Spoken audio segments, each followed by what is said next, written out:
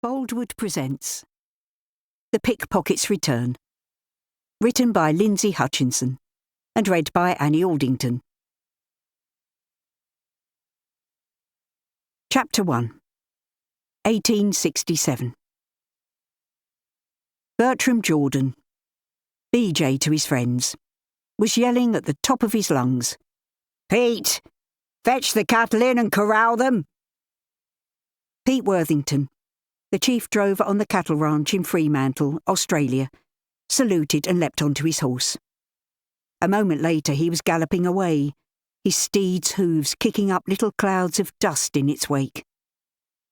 BJ, who had arrived at the ranch as a convict and had now worked his way up to the position of overseer, kept his eye on the plume of smoke in the far distance, as he, along with every man on the ranch, dug the ground furiously.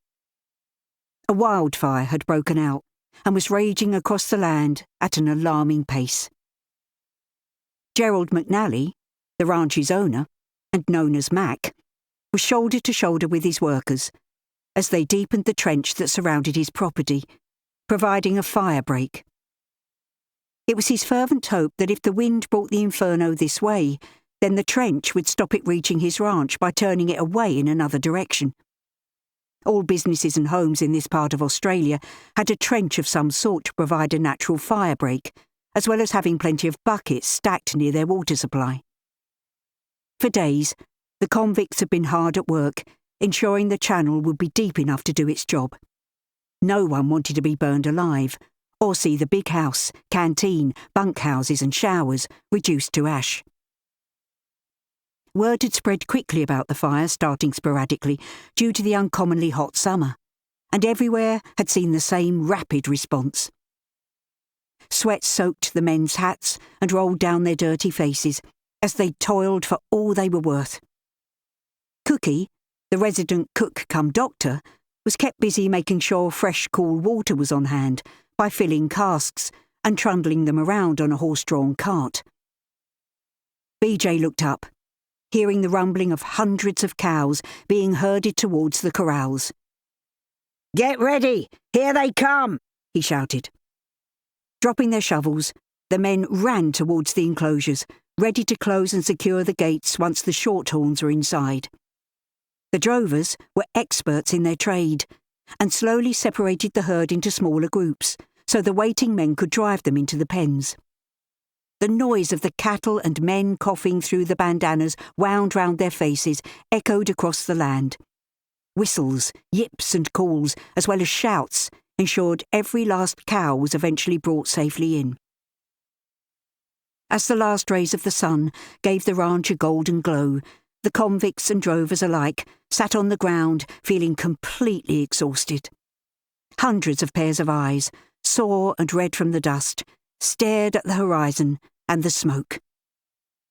Cookie and his assistants brought out trays of glasses filled with homemade lemonade, which was drunk with grateful thanks. When everyone had refreshments, Cookie turned to Mac. "Cold supper tonight, boss." With a nod, Mac replied, "Thanks, Cookie." After slaking his thirst, Mac stood to address the men. "Thank you for the incredibly hard work you put in today. Now we just need to prove it was worthwhile." He saw the nods of agreement before he went on. "I believe it will be, but just in case, the buggies and carts are standing ready to get us all to safety." "What about the cattle, Mac?" someone yelled. "If we need to, we'll set them free. Instinct will take them away from the flames." "May I speak, Mac?" John Tobias asked. John, a highly educated Englishman, had been BJ's tutor for many years.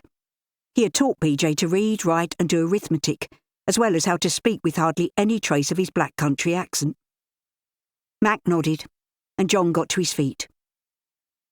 "All of your records are in a steel box, ready to go with us should we need to flee." "And our gold," a voice called from somewhere in the crowd. "That is in the box as well, my dear fellow," John replied.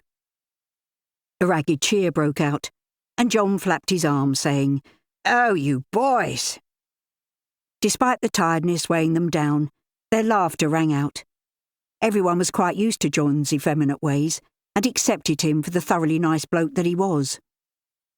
The gold, the men referred to, had been discovered on Mac's land by BJ 4 years ago, when pipes were being laid to carry water to the ranch.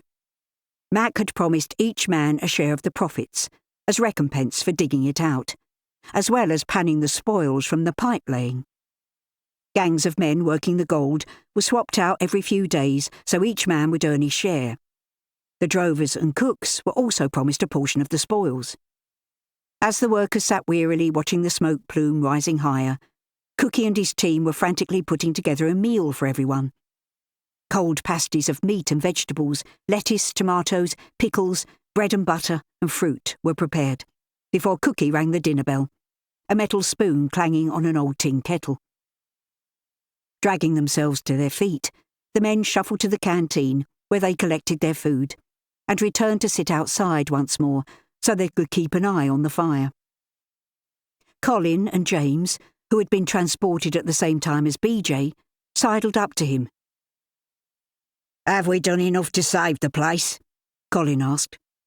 "I hope so," BJ said in answer. "We'll know later, I suppose." The two young men had originally been sent to a sheep station on their arrival in Fremantle, and after 4 years of searching, Mac, on BJ's behalf, had finally discovered their whereabouts. He had managed to bring them to the ranch, but at a cost. Then he had gone back for Clem Reed, their friend and protector from the station's cruel overseer. Clem was a lifer, but when a man called George Newman died of a heart attack, Mac had come up with the solution to Clem's predicament. Clem would swap identities with the deceased George, thereby enabling him to be freed at the same time as BJ, Colin and James. The release date for all four was almost upon them, and each was looking forward to receiving their certificate of freedom, providing, of course, that they didn't perish in the wildfire. Once they'd eaten, the men returned their plates and glasses, then went back to their spots on the dirt-packed ground to keep a keen lookout on the raging fire, which was being fuelled by the wind. Darkness descended, but no one moved, instead watching the sky turn orange, enabling them to track the direction of the inferno, which was ravaging everything in its path. They knew they'd done all they could to help save the ranch, and as the smoky sky rolled into a scarlet hue, they began to pray. Mac, BJ and John sat on the steps of the big house, their eyes also following the fire's course.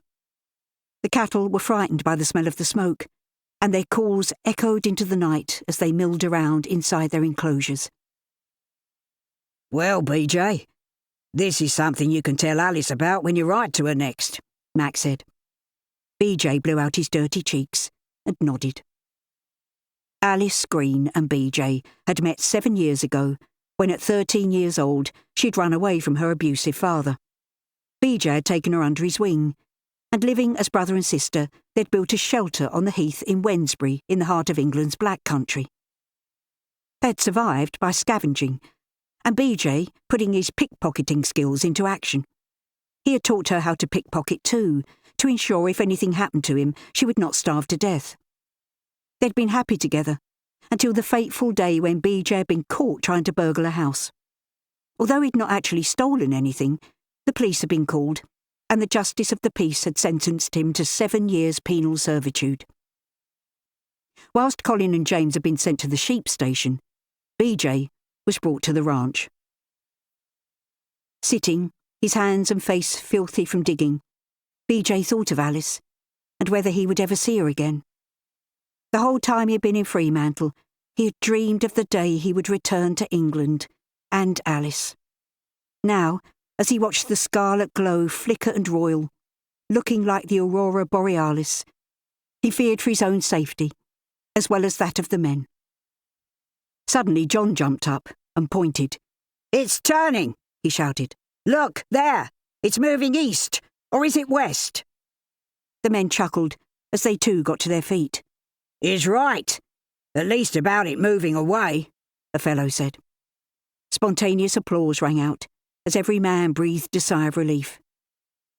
"We'll be fine as long as the wind doesn't change direction again," Mac said quietly. Nobody was willing to go to bed that night, and sitting down once more, they watched the horizon until their eyes stung and watered. There was no bird song to herald the dawn, just the lightening of the sky to a pearly grey. Not one person had slept a wink, each afraid they could be cooked where they sat. Slowly the sun rose, already filled with a fierce heat, but still the workers stayed put. They could see the smoke drifting on the breeze before it dissipated, finally confirming their belief that the wildfire had either moved on or had burned itself out. Cookie's team prepared a breakfast with gallons of hot coffee, after which Mac addressed the men. It looks like we're safe, boys, thanks to you. Therefore, might I suggest, once the cattle and horses are seen to, that we all take the day off and get some rest. A round of applause sounded, and slowly the workers ambled away to their respective bunkhouses to catch up on much-needed sleep. Cookie, Mac called as he walked across to the canteen. I'd like to thank you and your lads for keeping us fed and watered.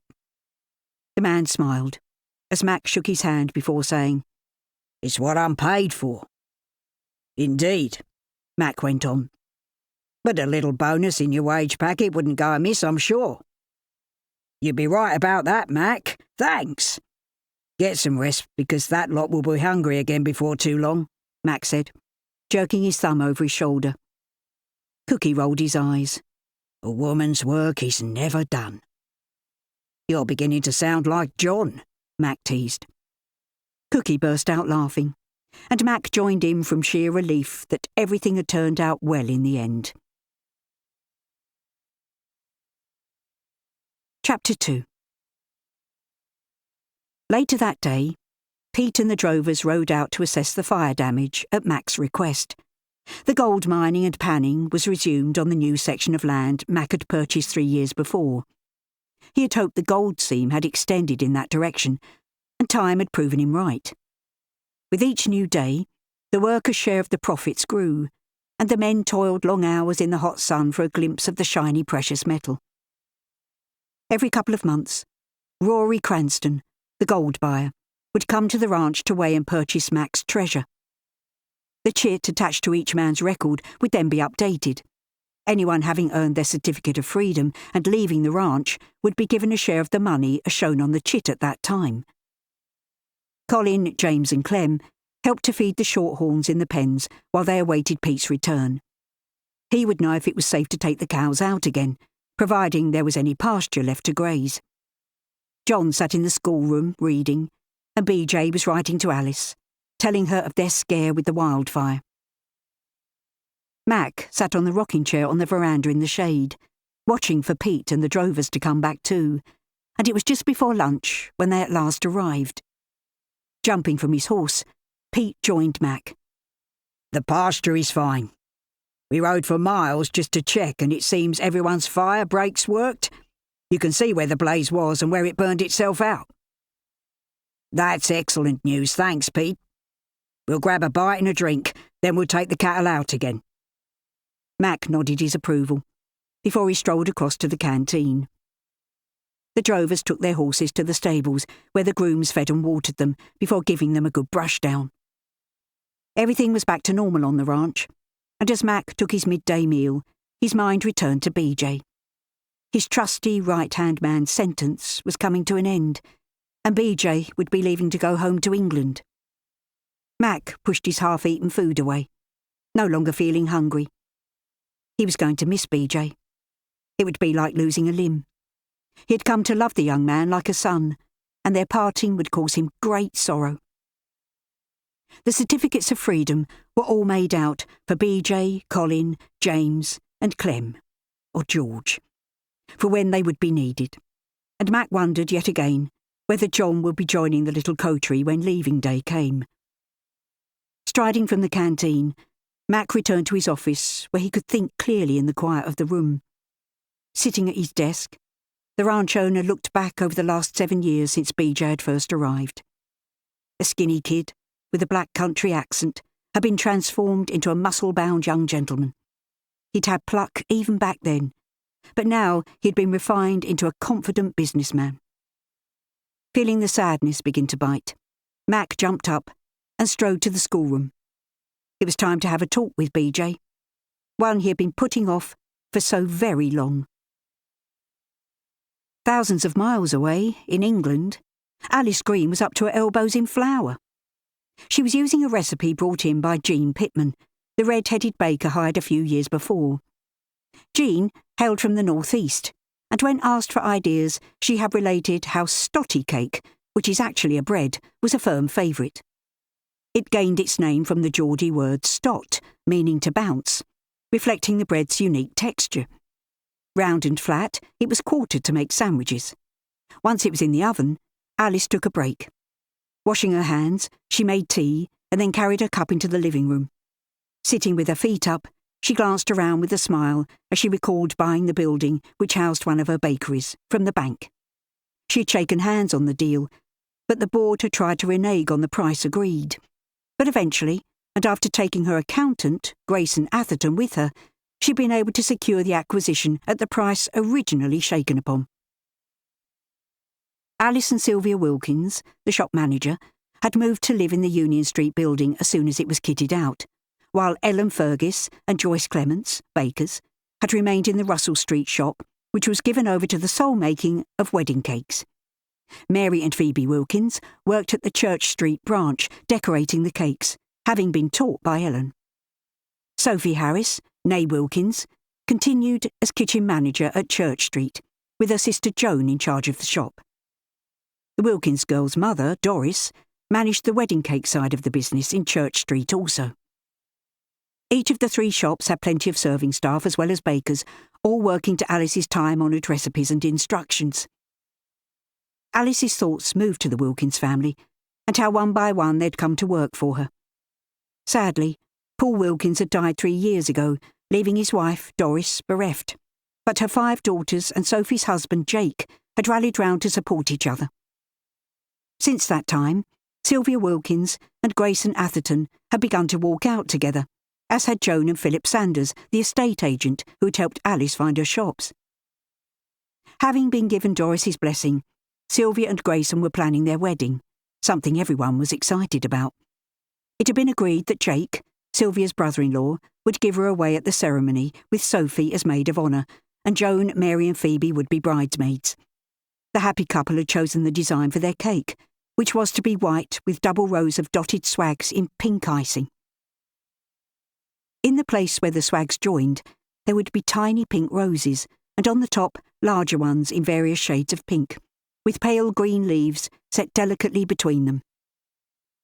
Grayson had no family of his own, but he did have a wide circle of friends and colleagues, one of whom was Joan's sweetheart, Philip Sanders, who was to be the best man. Alice sipped her tea as all these thoughts flashed through her mind, while always lurking at the back was her dear friend BJ, and how he would soon be home. She wondered, yet again, what he would look like now after 7 years had passed, and whether he would indeed be able to secure a passage back to England. With each passing day, Alice's excitement grew at the thought of meeting up with her friend again, although she knew his journey would take months after his release date. She was relying on him telling her when that would be in his correspondence. Maybe soon she should be considering looking for somewhere for BJ to live when he eventually arrived back in his native land. Finding work would be up to him. All Alice really cared about was that he got back safe and sound. A yell brought Alice out of her reverie, and she jumped to her feet. She was needed in the kitchen. "I've made the flat cake," Jean said, as Alice walked through the open doorway. "Marvellous," Alice replied, as she eyed the flat pastry with its layers of raisins and mixed spice. "The rice cakes?" "They're next," Jean assured her. "Excellent. I'll get on with the chocolate sponges," Alice said. Sylvia's head appeared around the door as she called out, "We're running low on drop cakes and fruit scones." "Thank you," Alice said, before directing one of the other bakers to make another batch of each. "I wonder if your other shops are this busy," Jean mused, as she checked on the bread dough put to rise. "I'd like to think so," Alice replied with a smile. Do you realise you have 3 shops, and yet we still can't seem to keep up with demand?" Alice stopped what she was doing and considered Jean's words. Would another baker help? "2 might," Jean returned, as she stepped around a colleague to get to the oven. Alice nodded. "A further visit to the servants' registry is called for then. I'll do that when trade slows just after lunch." Jean blew out her cheeks and pushed her Titian hair out of her eyes with the back of her hand. "I'm suffocating in here. I'm going to prop the back door open." "I'll open the windows and doors so we can get a through breeze," Alice said, dashing away to complete her task. Within minutes, cool air began to flow from room to room, eventually reaching the kitchen, much to everyone's relief. Around 2 o'clock, Alice took a cab to the registry, paid her fee and put in her request for 2 bakers. The early afternoon trade was not so brisk, which gave them all a chance to take a short break with a cup of tea. And when Alice returned to the bakery, she decided that after her evening meal she would visit Russell Street, then Church Street, to see how busy they had been. Grayson and Sylvia were sorting out a buffet menu for their wedding, so Alice thought they might appreciate having some privacy while she was out visiting. But as she arrived at the Church Street bakery, she got the shock of her life. Chapter 3. Alice walked into the Wilkins household to hear yelling and crying. "Whatever is going on?" she asked, seeing Joan sobbing her heart out. "That stupid bugger has gone and got herself pregnant," Doris shouted, pointing at her crying daughter. Alice's mouth dropped open, then she snapped it shut when Joan replied to her mother. "I don't do it on purpose." "You shouldn't have been doing it at all," Doris lambasted. "Maybe everyone should calm down," Alice interceded, and as the noise level dropped, she turned to Joan. "Are you sure you're pregnant?" Joan nodded, looking thoroughly miserable. "All right. Does Philip know?" "Yes, I told him last night," Joan replied. "And what did he say?" Alice asked. "We should get wed as soon as possible." "Well, that's something at least," Doris put in. "That will need organising right away then. Philip must see the vicar and book the service. You will need a gown. We can bake the cake. Flowers, food and bridesmaids will have to be sorted out." Alice had immediately taken charge, more to calm the situation down than anything else. Doris sat at the table, clearly still fuming, her fingers drumming out a rhythm. Alice went over to her friend. "They were destined to wed. This just means it will be sooner than originally thought." "Paul will be turning in his grave," Doris said, before dissolving into tears. "No, he would have agreed with me, Doris. You know he would," Alice said gently. "You're right. He would have forgiven his wenches anything," Doris sniffed. "Now you must do the same. Instead of being angry with Joan, you can look forward to becoming a grandmother." Alice was doing her best to placate Doris by pointing out the positives. "Just think. You can babysit your new grandchild, and I'm sure Joan would appreciate anything you can knit." "I would, Mum," Joan whispered. "Oh, well," Doris conceded. "That I can do." Alice watched as Doris began to soften. "You can buy a new hat for the wedding and all," Phoebe said. "With shoes to match," Mary added. Slowly the atmosphere changed from cold fury to warm excitement, as the rushed wedding-to-be was discussed. Following hot on its heels came ideas for baby names, which brought laughter as Joan dismissed them with a grimace. By the time Alice stood to leave, the anger and shock had dissipated and been replaced by happy chatter. Hugging Doris, Alice said, "Sylvia should be told too." "Will you do it?" Joan asked. "I can't face anyone else shouting at me." "Of course. Don't worry, Sylvia will understand." However, as Alice walked home, she wondered if her statement would prove true, or whether Sylvia would see Joan as stealing the limelight of her own wedding. Once indoors, Alice took a deep breath. Now she would find out how Sylvia felt about her sister's predicament. Everybody all right? Sylvia called from the kitchen. Yes, but I have something to tell you, Alice replied, taking a seat. She was pleased that Grayson had gone home, for this was something she needed to discuss with Sylvia privately. What's that? Sylvia asked, as she brought tea through. Sylvia? Alice hesitated while the teacups were placed on the table, and her friend sat down. Joan is getting married. How wonderful, Sylvia exclaimed. In about 3 weeks' time, Alice added. What? Oh no, please don't tell me she's... The statement hung in the air as Alice nodded. Bloody hell, what did Mum say? She was furious in the beginning, but she calmed down after the shock wore off. Poor Joan, Sylvia muttered, then in an instant her anger rose. Bloody Philip Sanders. Oh, I could wring his neck. He should know better than to put temptation in our Joan's way. Sylvia, we don't know the circumstances, Alice began, but immediately realised her mistake as Sylvia's ire grew. If he forced her, I'll kill him. Sylvia was out of her seat and pacing the room. No, I meant maybe their love got away from them both. Oh, right, yes, I see.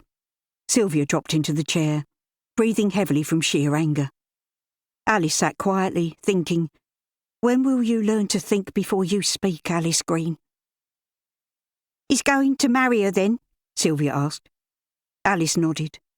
It would seem so. Christ, what a mess, Sylvia whispered. The whole town will be gossiping about it. She'll be shunned everywhere she goes, because folk can be really spiteful over things like this.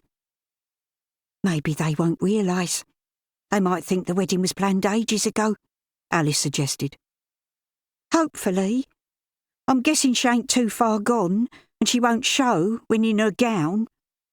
It will be fine, I'm sure, Alice said. You know you'll have to fill her place at the bakery at some point. I suppose I will, but it won't be for a while yet. I tell you what, I'll be glad when she's wed and we can stop worrying. Alice gave a tight-lipped smile in answer. You know what else as well? This has made me like Philip Sanders even less than I did before. I've never trusted him. Sylvia's words gave rise to a memory in Alice's mind. The day when she went to pay her rent and she caught Philip kissing a young woman's cheek. Although it was scandalous behaviour, Alice chose not to mention it, as it was not her business. A question arose in the wake of the memory. Was Philip Sanders a womaniser? Alice recalled the times he'd invited her to dinner, all of which she politely refused. I'll pop round and see our Joan tomorrow, after work. Sylvia's words brought Alice back to the moment. I'm sure she'd appreciate your support. Across town, Philip Sanders sat in the study of his spacious house, brandy in one hand and cigar in the other, trying to imagine how his parents would take the news of his impending marriage. His father would explode and probably refuse to allow the wedding to take place. William Sanders had always maintained that his son should marry into a good family, someone who was on their own social standing at least. He would see Philip's relationship with Joan for what it was, a dalliance with a shop girl. He might even try to buy the young woman off by paying her a huge sum of money to just go away. Philip sighed loudly. He knew he should never have offered to wed Joan, but in the heat of the moment, and with her in floods of tears, the words were out before he had time to think. Elise, his mother, would take the news calmly, as was her wont. She would request he bring Joan to meet them before deciding on the best course of action. Philip swallowed his drink, threw his cigar stub into the empty fireplace, and left the study. He crossed the hall and climbed the winding staircase, ignoring the portraits of his family hanging on the walls. Passing 3 bedrooms and the indoor bathroom, Philip threw open the door at the end of the landing. Stepping inside his own bedroom, he slammed the door behind him. The gas lamps had been lit by the maid, and Philip stripped off his clothes, dropping them on the floor. Pulling on his nightshirt, he got into bed, and once more pondered the question of how to explain to his parents about the mess he'd got himself into. Elise would understand. Hadn't she always indulged her only son? Like when his father had demanded Philip work for a living. Elise had bought him the premises he ran his estate agency from. Hardly more than a hobby, really, but Philip enjoyed it, and the commission boosted his monthly allowance. Stretching out in the huge bed, Philip realised he would have to share this, along with the rest of the house, with Joan once they were joined in matrimony. He grimaced and shook his head. He didn't want anyone living with him other than his servants. "You are such a bloody fool, Philip," he said aloud. Then he turned over to try to sleep. An hour later, Philip was pacing his room, dreading the coming morning when he had to visit his mother and father to inform them they were going to become grandparents. Chapter 4. Having taken only coffee for his breakfast, Philip strode out to the stables. Leaning against the wall, the tip of his riding crop resting on his shoulder, he watched the groom saddle his horse. Climbing up, he nudged the mare with his heels and walked her out onto the street. Keeping a steady pace, Philip was in no hurry to get to where he was going. He traversed the streets before veering off and onto the heath, where he put the mare to a trot. Slowing again as streets came into view once more, Philip led the horse towards his parents' home. "Master Philip," the stable lad said, knuckling his forehead. "Johnson," Philip replied as he dismounted. "Take good care of her." "Will do, sir." Philip walked across the yard, his crop tucked under his arm, while he took off his leather gloves. Pairing them up, he slapped them across his left palm, then stepped into the house. Going straight to the sitting room, he called out, "Hello, Mother." Elise was sitting at her escritoire, catching up on her correspondence. Putting down her pen, she turned. "Darling, how lovely to see you." Philip and his mother greeted each other with a hug. Elise then went to pull the rope at the side of the fireplace to summon the maid, before sitting in the armchair opposite her son. "How are you?" "I'm very well, thank you, Mother." "And yourself?" "I too am well." There was a knock on the door before it opened, and the maid appeared. "Coffee, please, Jenny," Elise requested. The maid bobbed a knee, then disappeared, closing the door quietly. "How are you getting on with your work?" Elise asked. "Fine. I've sold quite a few properties recently." Philip laid his gloves, crop and riding hat on the seat beside him, then crossed his legs. "Good. Your father was asking about it only the other day, in fact." Elise watched her son as his eyes roved the room, as though he'd never seen it before. "New drapes, Mother." At her nod, he added, "Very nice." "I had them changed weeks ago, but you wouldn't know that, as you haven't visited for a while." Philip nodded with a strained smile. "I must apologise, but my work has kept me very busy." "Your evenings also, I assume? Carousing with your friends?" Elise remarked, quite pointedly. Philip lowered his eyes, clearly taking the chastisement to heart. The conversation halted, much to his relief, while the maid brought in the refreshments. Once they were alone again, Elise poured the coffee and handed her son a cup. Whilst seeing to her own, she asked, "So are you going to tell me?" "What?" Philip replied, with a question of his own. "Why you are here? I only seem to see you these days when you need some money or something is amiss." "You know me so well," Philip said with a little laugh, which even to his own ears sounded forced. "Mother, I seem to have got myself into a spot of bother." Elise sighed. "What is it this time? Drunk and brawling?" "No, I'm not sure how to put this delicately." "Then simply spit it out," Elise said. "Right. Yes, I'm getting married." Elise stared at her son, her mouth hanging open in a most unladylike manner. Then she asked, "To whom?" "A lady called Joan Wilkins." Philip gulped, his drink burning his throat in the process, which made him cough. "I don't think we know any Wilkinses," Elise said with a frown. "No, you wouldn't know them," Philip said quietly. "Are they from out of town, perhaps?" Elise was under the impression the family in question were of high status and well-to-do. Philip knew this and swallowed hard at having to burst her bubble. "No, Joan works as a shop manager in a bakery. Alice spat out the mouthful of coffee and immediately began to dab her dress with her handkerchief. It was all Philip could do to contain the grin fighting to grace his countenance. A shop girl? Yes, Mother. But why? Alice was aghast at the thought of her son marrying beneath his social class. Because, do you love her? Alice interrupted. Not really. Philip had the good grace to lower his head, but he heard the sharp intake of breath. Philip, is this young woman pregnant? I'm afraid so, he whispered. Oh, my lord! Your father will have apoplexy when he hears this. I'm sorry, Mother. Truly I am. Philip sniffed, and in a heartbeat, Alice had laid down her cup and crossed the room to him, holding him in her arms. It's all right, my darling. We'll sort this out one way or another. Don't you worry about a thing. Alice had very much wanted her son to marry well, but now the situation had changed dramatically. She had tried to raise him to honour his obligations, and this one was no different. Philip would have to marry the girl and face his responsibilities. With his head buried in her ample bosom, Alice didn't see the smile spread across Philip's face. Nothing more was said, and after an early lunch of roast pork, potatoes and vegetables, Philip settled down with the newspaper, and around an hour later he heard his father arrive home. His stomach churned, and he began to wish he hadn't eaten so much. Bursting into the sitting room, William bellowed. "Philip, my boy, nice to see you." "Hello, Father," Philip managed, then instantly turned his eyes to Alice in a plea for help. Her surreptitious nod brought him a little comfort, but he was still dreading his father's ire. William kissed his wife's cheek. "My dear," he said, before taking his customary stance with his backside to the fire. "We have some news for you," Alice said. "Our son is to be married." "Congratulations, my boy.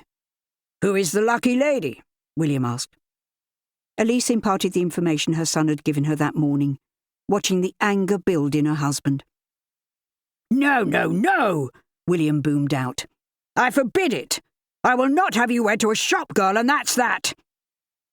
"I promised her, Father," Philip said meekly. "I don't care! You will just have to tell her the wedding is off!" Turning to his wife, William went on. "Drinking and rabble-rousing is one thing, but this time, Alice, your son has gone too far." "But what about the child?" Philip asked morosely. "There are ways to deal with that. Pay her a handsome sum to get rid of it." "William, that's our grandchild," Alice said sharply. "Not mine. Not this way. I insist that this matter be put to rest as I have said, and I'll hear no more about it." William strode from the room, slamming the door behind him. "Well, that went better than expected," Philip said, whereupon his mother couldn't help herself, and she burst out laughing. Back in Church Street, Joan was busy in the shop. Doris wrapped a shawl around her shoulders as she went through to the kitchen, calling out, "I'm just going to visit Alice. I'll see you later." As she walked down the street, Doris considered again what she would discuss with Alice, and whether she was being silly. Passing the inn at the end of the road, she heard laughter coming from within. "I could do with a gin or two myself," she thought, as she turned into Union Street. Glancing at the drab houses, looking like a line of little boxes all shoved together, she felt sorry for those living in them. At least she lived in a big property with her family around her. She didn't stop to look in the shop windows as she usually did. She was in a hurry. There was something Doris needed to get off her chest, and Alice was an excellent listener. Chapter 5. Australia was unusually stifling hot. The land was parched, the grass turned yellow, and there was still the threat of wildfires breaking out in the tinder-dry bush. BJ, John and Mac sat in the cool schoolroom with 3 glasses and a jug of fresh water. "It's October next month, BJ. Your release time. And I was wondering what your plans are. And yours too, John," Mac said. BJ had known this day would come, and he had not been looking forward to it. "Mac, you've been aware from the beginning that it was my intention to go home to England." BJ saw his boss nod, and he went on. "You've been kindness itself to me since I arrived. and I'll never have enough thanks to give for what you did for Colin, James and Clem. They could very well have been dead had you not brought them here to your ranch when you did, and I know it cost you to do it." Mac waved a hand in dismissal, but said nothing. "That's one reason why it will be so difficult for me to have to say goodbye when the time comes." BJ's emotions were running high, and it was all he could do not to cry. "You will be a very wealthy young man when you get home. Have you thought what you might do if you choose to work?" Mac also was keeping a tight rein on his emotions, but John could not be said to be doing the same, as tears rolled down his face. "I could buy a farm and raise cattle," BJ said with a wry grin. "Gentleman farmer, eh? That would suit you well," Mac said, with a small smile of his own. "What of you, John?" "I would like to see England again before I die, but it will be hard leaving you and the ranch."